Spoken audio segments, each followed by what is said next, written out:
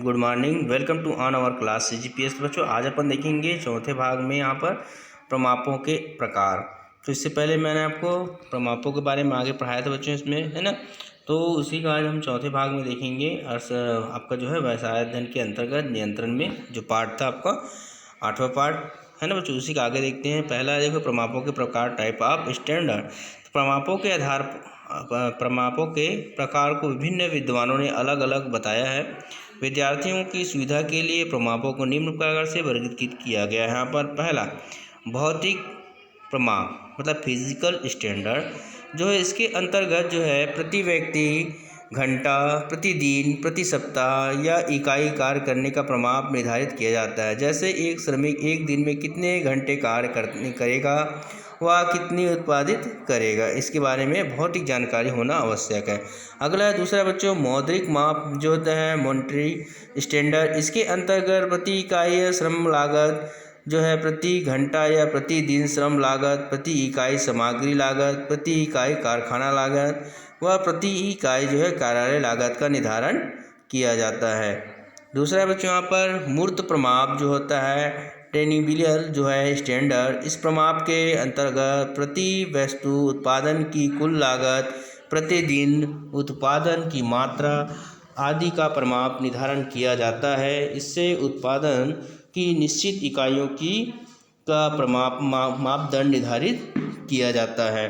तो चौथा देखेंगे अमूर्त के अंतर्गत जो मूर्त नहीं होता, आपको बताया गया अमूर्त जो है इंटेंजिबल स्टैंडर्ड। इस प्रमाप के अंतर्गत श्रमिकों का मनोबल बढ़ाना, कार्य की प्रशंसा करना आदि सुनिश्चित किया जाता है।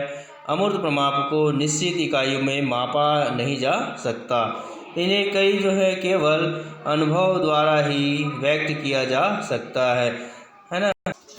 तो देखते हैं बच्चों यहाँ पर जो अमूर्त के बारे में बताया गया था, जिसमें बताया गया कि श्रमिकों का जो है मनोबल बढ़ाना, कार्य की प्रशंसा करना आदि सुनिश्चित किया जाता है। अमूर्त प्रमाप को निश्चित इकाइयों को में मापा जा सकता है, इन्हें केवल अनुभव द्वारा ही व्यक्त किया जा सकता है। अब आते हैं पांचवा है आयगत जो है प्रमाप, रेवेन्यू जो है स्टैंडर्ड। इसके अंतर्गत विक्रय मूल्य से संबंधित मापदंड निर्धारित किया जाता है। जैसे कि हम देखते हैं किसी नगर में प्रति व्यक्ति जो है आपका, ठीक है, यहाँ पर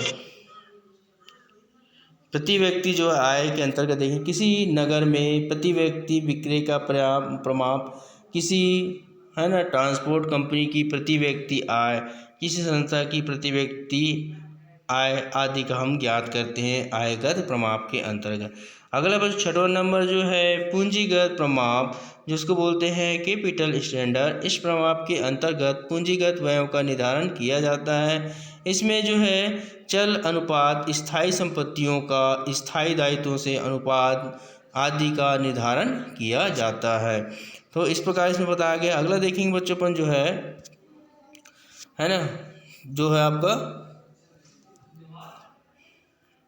देखेंगे यहाँ पर जो है पूंजीगत के अंदर पढ़े अपन दायित्व जो है संपत्ति के बारे में, जो चल संपत्ति को हमको यहाँ पर प्रमाप किया जाता है, निर्धारण किया जाता है। आइए देखें बच्चों यहाँ पर प्रमाप निर्धारण के पूर्व आवश्यक बातें क्या क्या करना चाहिए। उपयुक्त जो है प्रमापों का निर्धारण करते समय निम्न बातों को ध्यान में रखना आवश्यक चाहिए। पहला प्रमाप निश्चित होना चाहिए, जो कार्य किए गए प्रमापित किए गए हैं वहाँ पर प्रमाप से होता है मापना वहाँ पर। दूसरा है बच्चों प्रमाप न्यायपूर्ण एवं मानवीय पूर्णता होना चाहिए, है ना। तीसरा देखिए प्रमाप ऐसा हो जिसे पूर्ण किया जा सके। चौथा है प्रमाप जो है सम्मिलित होने चाहिए, अर्थात अलग अलग समय के लिए अलग अलग प्रमाप निश्चित करना चाहिए। यहाँ पर जो चित्र बनाए बच्चों देखेंगे कार्य प्रमापों की स्थापना, सामग्री, श्रम, कम उत्पादन, विक्रय लाभ, इसके बाद वास्तविक प्रगति का मापन, विभिन्न आंकड़े, नियमित रिपोर्ट, सही मापदंड जो विचरण की तुलना के आधार पर इन दोनों का जो होता है सुधारात्मक कदम उठाना।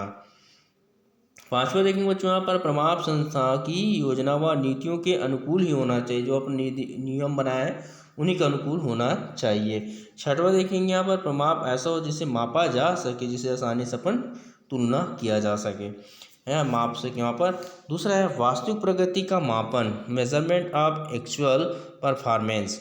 तो प्रमापों का निर्धारण हो जाने के पश्चात नियंत्रण का दूसरा कदम जो है वास्तविक प्रगति को मापना होता है। ऐसी स्थिति बहुत कम ही आती है जब अनुमानित जो है बताया गया यहाँ पर प्रमाणित लागत के अनुरूप है ना वास्तविक लागत आधी हो। जो वास्तविक लागत होता है इसमें बताया गया है जो है वास्तविक लागत जो है प्रमाणित लागत के जो है अनुरूप से अधिक या आधी हो जाती है। बहुधा ऐसा ही होता है कि वास्तविक प्रगति प्रमाप से अधिक या कम होती है। प्रगति अधिक होने पर स्थिति अनुकूल व प्रगति कम होने पर स्थिति प्रतिकूल होती है। तो वास्तविक प्रगति कम होने पर इसके कारणों को खोजा जाता है, किस कारण से हुआ। प्रगति का जो होता है हम यहाँ पर बताया गया है, प्रगति का चयन करते समय इन्हीं विधियों और उपकरणों का प्रयोग करने चाहिए। किस प्रकार प्रगति हो रहा है इनका जो प्रयोग प्रमाप निर्धारित करते समय किया जाता है। मूर्त जो है प्रमाप को तो प्रति घंटा प्रति इकाई आदि से मापा जा सकता है, जो हो सकता है, किंतु अमूर्त प्रमाप को मापने के लिए निरीक्षण में उनकी नियमित रिपोर्ट का आकलन करते रहना चाहिए। अगला इसमें देखेंगे बच्चों, वास्तविक प्रगति का मापन करते समय निम्नलिखित ध्यान या बातों को ध्यान में रखना चाहिए। पहला, कार्य की प्रगति की संपूर्ण जानकारी एवं तथ्य आंकड़े नियमित रूप से तैयार करते रहना चाहिए। मतलब जो है वास्तविकतम हो क्या रहा है इन बातों को जानने के लिए। दूसरा है, समस्त आंकड़े सही व सत्य होना चाहिए। तीसरा है, प्रमाप निर्धारित करते समय जिन मापदंडों का प्रयोग किया गया था उन्हीं मापदंडों का प्रयोग है ना मापने के समय करना चाहिए जो पहले किए थे। चौथा यहाँ पर जो यथासंभव प्रगति का मापन पूर्वापेक्षी अर्थात पहले से आभास होने वाला चाहिए। हमको पहले से क्या होना चाहिए। अगला है, व्यक्तिगत गुणों का मापन व्यक्तिगत अवलोकन द्वारा ही किया जाना चाहिए। छठवां है, वास्तविक प्रगति का मापन जो है भेदभाव रहित होना चाहिए, मतलब किसी प्रकार का शंका नहीं होना चाहिए। तीसरा है, प्रमापित जो है एवं वास्तविक कार्यों की तुलना एवं विचरण की तुलना, जो उसको बोलते हैं नियंत्रण प्रक्रिया का यह तृतीय कदम है। इस कदम के अंतर्गत वास्तविक कार्य एवं प्रमाणित कार्य के बीच जो अंतर होता है उन्हें ज्ञात किया जाता है। क्या विचरण क्या है, व्हाट इज डिविनेशन। तो निर्धारित जो है प्रमाप से वास्तविक निष्पादन की तुलना की जाती है। इसके पश्चात प्रमाप से वास्तविक उत्पादन जितना कम या अधिक होता है उसे ही विचरण कहते हैं। विचलनों का विश्लेषण, तो विचलनों के कारणों को ज्ञात करने हेतु विचलनों का विश्लेषण करना अति आवश्यक है। विश्लेषण जो है निम्नानुसार किया जा सकता है। पहला, प्रमापित जो है अपेक्षित प्रगति की वास्तविक जो है प्रगति से तुलना। वास्तव से ना प्रमापों को निर्धारण करते समय कार्य की जितनी का अपेक्षाएं की गई थी उसकी तुलना जो है वास्तविक प्रगति से की जाना चाहिए। प्रमाणित गति से वास्तविक प्रगति कम हो या अधिक, दोनों ही आदर्श स्थिति नहीं हो सकती। कभी कभी प्रमाप जो अपन निकाले रहते हैं निर्धारित करने के समय उच्च मूल्य के कारण प्रमाप भी ऊंचा निर्धारित करना पड़ता है, मत किया जाता है। और वास्तविक प्रगति के समय मूल्य गिर जाने से जहां उत्पादन लागत कम आएगा वहीं वस्तुओं का मूल्य जो विक्रय मूल्य भी कम हो जाती है। ऐसी परिस्थिति में अधिक अंतर आने पर असमान स्थिति के कारण अंतर माना जाना चाहिए। सामान्य स्थिति में अंतर अधिक आने पर अंतरों के कारणों की खोज करनी चाहिए। अगला है, अंतरों का विचलनों के कारणों की खोज करना, मतलब किन कारणों से यहाँ पर अंतर आया। अंतर विश्लेषण के अंतर्गत जो प्रमाप की वास्तविक प्रगति की में अंतर आए हैं वे यदि सीमा के आसपास हो तो इन्हें सामान्य कारण जैसे बिजली बंद होना या मशीन खराब हो जाना या जो है अचानक हड़ताल हो जाना आदि जो है समानता समझना चाहिए।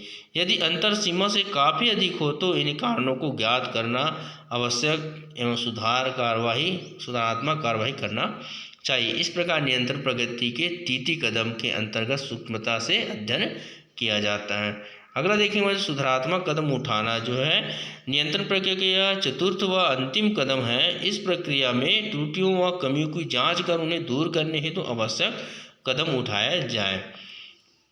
तो त्रुटियों के कारण बिगड़े कार्यों को सही करने की क्रियात्मक सुधारात्मक क्रिया कही जाएगी तथा कुछ ऐसे भी कदम उठाए जाते हैं जो भविष्य के लिए लाभप्रद व प्रेरणादायी हो सकते हैं, है ना। जब तक हम उसको ध्यान नहीं देंगे तब तक कार्य को सुधारा नहीं जा सकते तथा इनमें से भविष्य में होने वाली त्रुटियों को रोका जा सकता है। जिन्हें प्रतिरोधक कदम कहा जाते हैं। सुधारात्मक कार्रवाई संबंधित कदम उठाते समय निम्न बातों को ध्यान में रखना चाहिए। पहला जो है सुधारात्मक जो है कार्यवाही तत्काल करनी चाहिए, है ना, जो हो सके। दूसरा है विचलनों को आधार मानकर ही सुधारात्मक कदम उठाना चाहिए, मतलब आपका अंतर में क्या था। तीसरा है संबंधित कर्मचारी के मनोवैज्ञानिक दृष्टिकोण के आधार मानकर ही सुधारात्मक कार्रवाई करना चाहिए। किसके द्वारा? मनोवैज्ञानिक, अपना सोचे समझे। चौथा है विचलनों का हिसाब जो भी विभाग रखता है उसी विभाग द्वारा सकारात्मक कार्रवाई करना चाहिए, किस कारण से हो रहा है। पांचवा है सुधारात्मक कार्रवाई करते समय अनावश्यक व असंबंधित व्यक्ति और विभाग प्रभावित ना हो, इस पर भी ये बात ध्यान रखना चाहिए। छठवां देखेंगे सुधारात्मक जो है कार्यवाही उत्पादकता से अधिक खर्चीला नहीं होना चाहिए।